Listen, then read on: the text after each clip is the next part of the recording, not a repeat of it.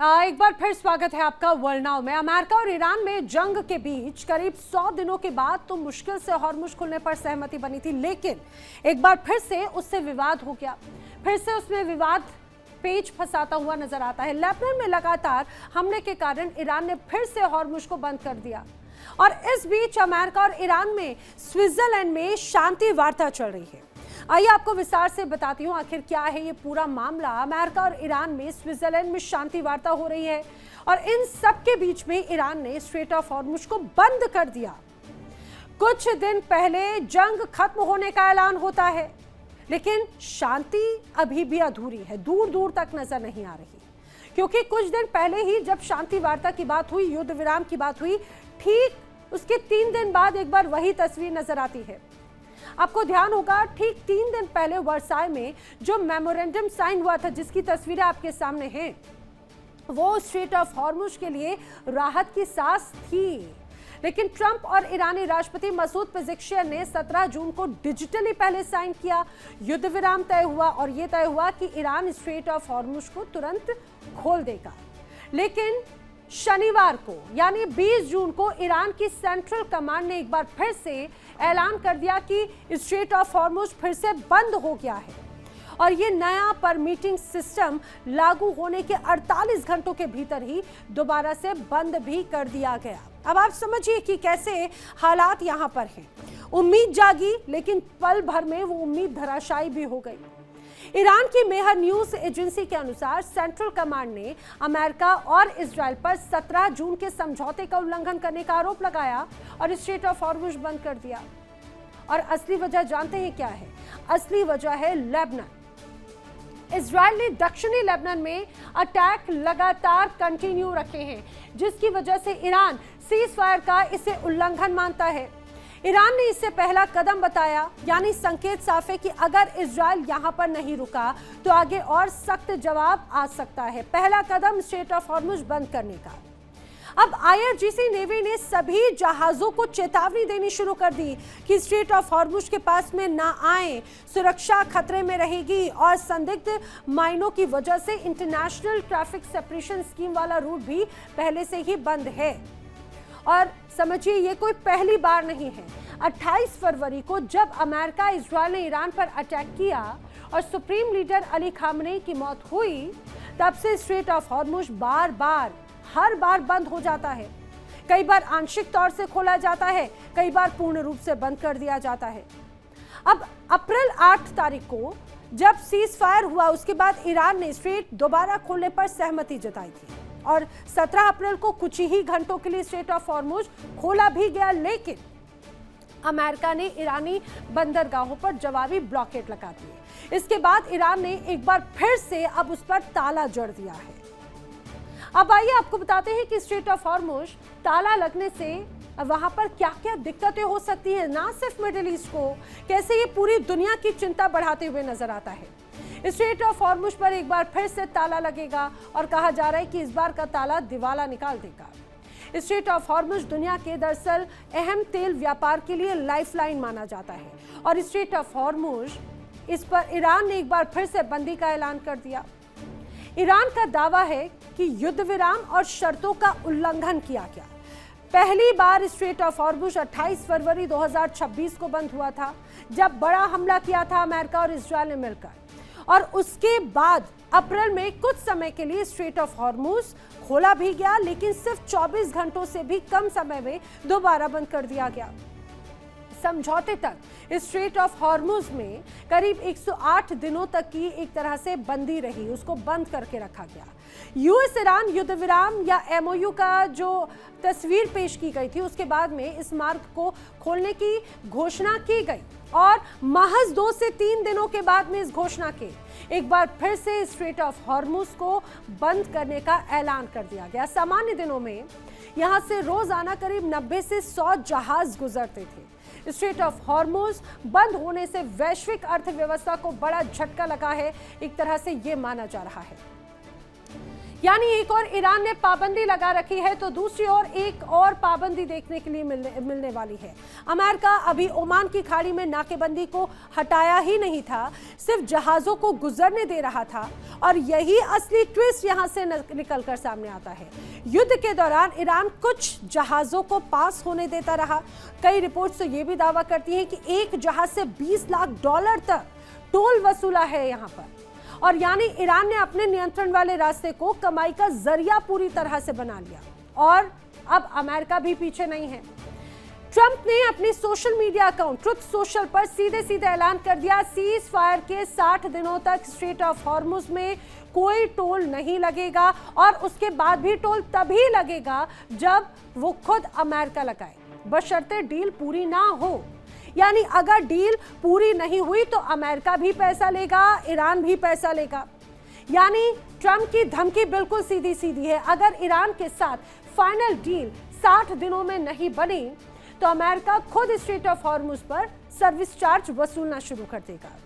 और ये दुनिया की सबसे व्यस्त ऑयल लेन है जिस पर एक अजीब सी जंग नजर आ रही है। दोनों पक्ष कह रहे हैं टोल हम लेंगे, जबकि असली कानूनी हक किसी का बनता ही नहीं, क्योंकि जो अंतर्राष्ट्रीय जल मार्ग है उस पर इनोसेंट पैसेज के तहत टोल वसूलना समंदर के कानून का उल्लंघन माना जाता है। और ये उल्लंघन तो किया जा रहा है किसकी तरफ से? एक तो ईरान और दूसरी तरफ कहा जाए दुनिया की बड़ी सुपर पावर जो अब तानाशाही रूल लेकर आ रही है। आइए आपको बताते हैं कि कल तक जो खुद को रक्षक कह रहा था वो ही कैसे भक्षक बनता हुआ नजर आता है। रक्षक या समंदर का भक्षक।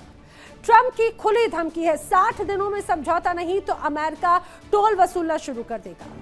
कैंप डेविड से फरमान आया क्या कि स्ट्रेट ऑफ हॉर्मुज से गुजरने वाले तमाम जहाजों पर अमेरिका का टैक्स लगेगा। ट्रंप की नीयत क्या है? कल तक रास्ता फ्री रखने की वकालत करने वाला यूएस अब खुद समंदर का लुटेरा बनता हुआ नजर आता है। अब भक्षक की दलील क्या है वो भी समझ लीजिए। अमेरिकी नौसेना को गार्जियन एंजल बताया गया है, सुरक्षा की भारी कीमत भी मांगी गई है। और यह भी कहा जा रहा है कि जो अभी तक तमाम तस्वीरें हैं जो शांति का ढोंग रचा जा रहा है वो क्या सिर्फ नाटक था? स्विट्जरलैंड में शांति की बातचीत हो रही है, बैकग्राउंड में ब्लैकमेलिंग भी जारी है। ये शांति का नाटक नहीं तो और क्या है? लेबनान पर इजरायली हमले के खिलाफ स्ट्रेट ऑफ हॉर्मुज को बंद कर दिया, ये ईरान दावा कर रहा है। लेकिन सेंटकॉम का दावा है कि अमेरिकी सेंट्रल कमांड कहता है स्ट्रेट ऑफ हॉर्मुज में आवाजाही पूरी तरह से सामान्य है, लेकिन हम पूरी तरह से मुस्तैद हैं। लेकिन इन सबके बीच दुनिया पर बड़ा संकट है। तेल की लाइफलाइन पर अमेरिका का डाका है। दुनिया में एक बार फिर से हाहाकार मचेगा। इस वजह से लोगों की चिंताएं एक बार फिर बढ़ती हुई नजर आती हैं। समझिए, स्ट्रेट ऑफ हॉर्मुज पर पैसे वसूलने को लेकर अमेरिका और ईरान के दावे बिल्कुल सीधे सीधे हैं जो आपस में एक तरह से टकराहट पैदा करते हैं। सेंट्रल कमांड के जो प्रवक्ता हैं टिम हॉकिंस, उन्होंने रॉयटर्स से कहा है कि ईरान का स्ट्रेट पर कोई नियंत्रण है ही नहीं, ट्रैफिक चल रहा है। अमेरिकी सेना स्थिति पर नजर बनाए हुए है। अमेरिकी सेंट्रल कमांड ने सोशल मीडिया पर बाकायदा पोस्ट किया जिसकी तस्वीर भी हम आपको दिखा रखे हैं। उन्होंने शनिवार को 55 मालवाहक जहाज स्ट्रेट ऑफ हॉर्मुज से गुजरने का दावा किया जिनमें करीब 1.7 करोड़ बैरल तेल था। वहीं वेंस ने फॉक्स न्यूज पर कहा है कि सीज फायर के बाद ट्रैफिक बहुत तेजी से लौटा है और एक दिन में 1.6 करोड़ बैरल तेल भी निकला जो जंग शुरू होने से भी पहले का रिकॉर्ड है। मतलब साफ है, ईरान का पूर्ण बंदी का ऐलान ज्यादातर एक डिप्लोमेटिक दबाव की चाल है। जमीनी हकीकत उतनी सख्त दरअसल है नहीं, लेकिन फिर भी जोखिम तो असली है। माइनों का खतरा अभी भी बरकरार है और इंश्योरेंस प्रीमियम युद्ध से पहले के मुकाबले कई गुना बढ़ चुके हैं। अब इन सब के बीच में फ्रांस के बाद में जो पहली बार अमेरिकी और ईरान के बीच में स्विट्जरलैंड में बातचीत होनी थी, लेकिन ईरान लेबनान के मुद्दे पर अड़ गया और शुक्रवार की बैठक टाल दी गई। अब शुक्रवार को तो बैठक टाल दी गई, लेकिन एक बार फिर से बीच का रास्ता निकाला गया। कोशिश की गई आज यानी रविवार को एक बार फिर से बैठक हो। अब वार्ता के लिए दोनों देशों के प्रतिनिधि पहुंच चुके हैं। ईरान ये कह रहा है कि जब तक लेबनान का मसला हल नहीं होता अगले फेज की बातचीत शुरू नहीं होगी। उपराष्ट्रपति जेडी वेंस अब इस बातचीत को संभालने के लिए स्विट्जरलैंड पहुंच गए हैं और परमाणु मुद्दे पर भी एक तरह से उम्मीद जता रखे हैं कि आने वाले वक्त में ये एस्केलेट होगी। मकसद ये सुनिश्चित करना है कि ईरान अपना यूरेनियम स्टॉक का दोबारा हथियार बनाने में इस्तेमाल ना कर सके। लेकिन सबसे खास बात समझ लीजिए, सिर्फ स्ट्रेट ऑफ हॉर्मुज अकेला खतरा नहीं है।